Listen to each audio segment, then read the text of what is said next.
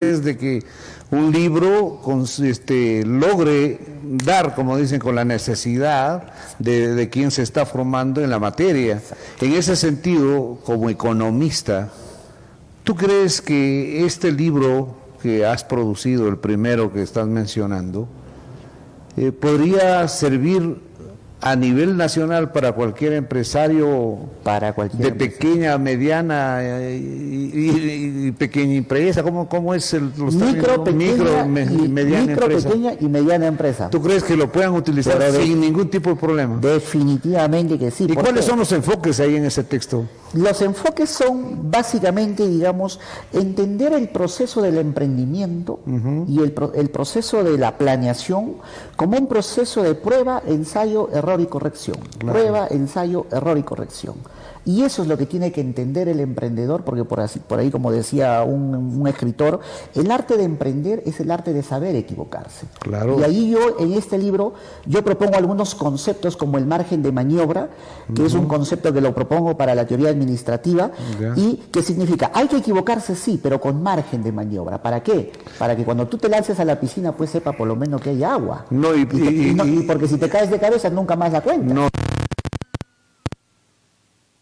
Exacto. Y a lo mejor no caer en saco roto, ¿no? Porque puede suceder eso. Exacto. Hace toda una inversión en una cosa, no salió y terminó destrozado. Exacto. Y en el colapso. Entonces, en ese sentido, aquí en Cajamarca, sobre todo, que ya seguramente has hecho una evaluación de estas medianas, pequeñas empresas, ¿cómo ves la situación? ¿Cuál es tu diagnóstico como economista? Mira, lo que yo veo acá en Cajamarca, en la parte empresarial, desde ese punto de vista, es que hay bastante empirismo. Bastante empirismo. O sea, el micro, pequeño, mediano empresario es muy empírico. Es muy empírico.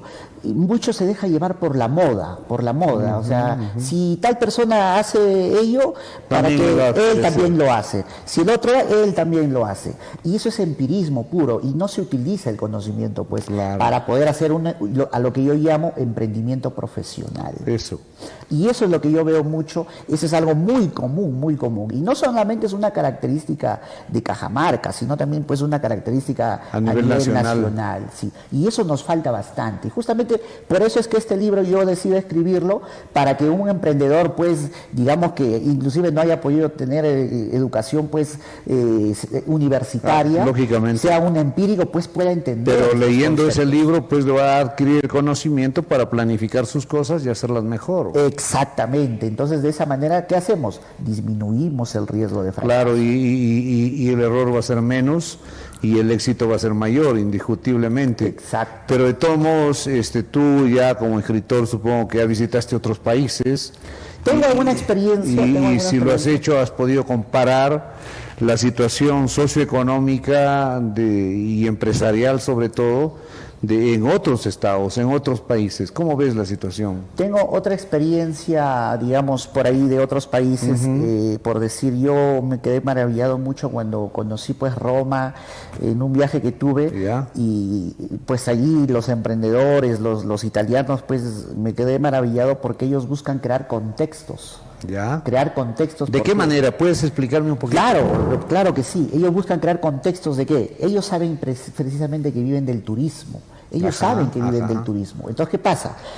Como ellos saben que viven del turismo, para ellos el turismo es una gran industria de ingresos y de crecimiento y de desarrollo. Por supuesto. Entonces, ¿qué es lo que hacen? ¿Qué es lo que hacen sus burócratas? Tratan de generar contextos, y a lo que yo llamo en mi libro engranes sistémicos, contextos que permitan pues al turista hacer pues una llegada pues de experiencia turística mucho más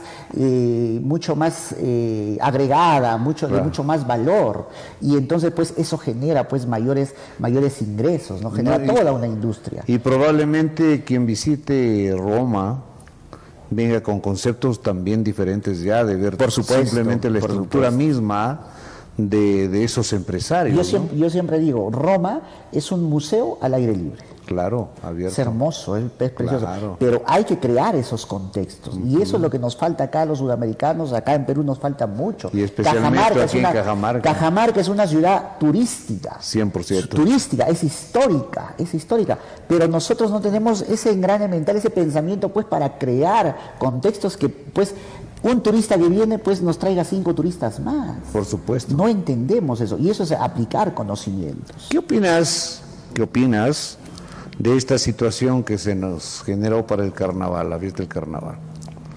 Ha venido mucha gente, realmente ha sido en exceso la gente. Bueno, se ha divertido, ha originado también destrucción por la cuestión esta de las pinturas y todo eso en la entrada de carnavalón. Pero yo pregunto, ¿era aprovecharse así de un turista y llegar a cobrar entre 200, 300 y 500 soles por habitación para pasar la noche en un hotel? ¿Tú crees que eso es realmente aplicación del conocimiento elemental que tú pretendes que se aplique aquí en la economía de Cajamarca? ¿Qué sugieres en este Yo caso? no considero eso que sea aplicación de conocimiento. Yo lo que veo ahí Es un simplemente abuso. es un aprovechamiento de la Claro, oportunidad, ¿no? sí, O lo que en el definitivo. comercio le llama, pues, la especulación, ¿no? Así es. Sí, eso. O sea, ahí no hay ninguna aplicación de ningún conocimiento, ¿no? Simplemente es algo como así, como decir a la criollada, pues, o la ley del Claro. más vivo, ¿no? Bastante turista, pero más que nada ha sido, pues, una de que prácticamente los carnavales, pues, estaban completamente vetados. Claro. Pues, Coyuntural. No hay que dejarnos por ahí tampoco emocionar.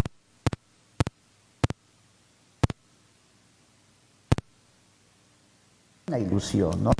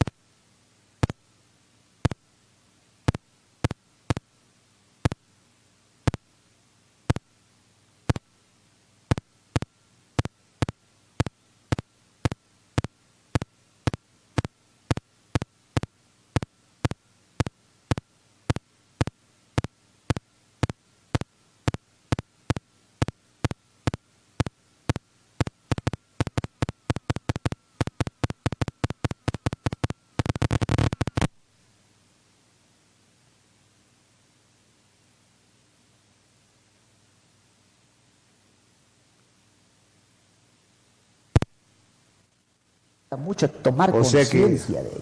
o sea que se hace indispensable esa toma de conciencia del poblador o ciudadano peruano, sobre todo, Definitivamente. para que haga realidad un verdadero desarrollo del país. No sé, ¿tú crees que se deba esto, este papel, se le puede atribuir realmente al empresario, al pequeño negociante de pueblo, de distrito, de provincia, o depende de las autoridades?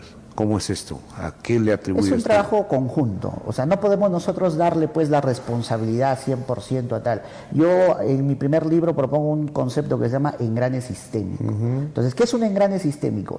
Un engrane sistémico es, por decir, lo que hacen los asiáticos, lo que hacen los europeos, lo que hacen los americanos. Generan contextos de crecimiento, Claro. en donde ¿qué? El político, el burócrata, tiene preparación y tiene conocimiento para entender cómo se tiene que manejar las oportunidades de negocio. Ya, claro. Las oportunidades, tiene bastante preparación en gerencia estratégica, cosa que acá veo una deficiencia total.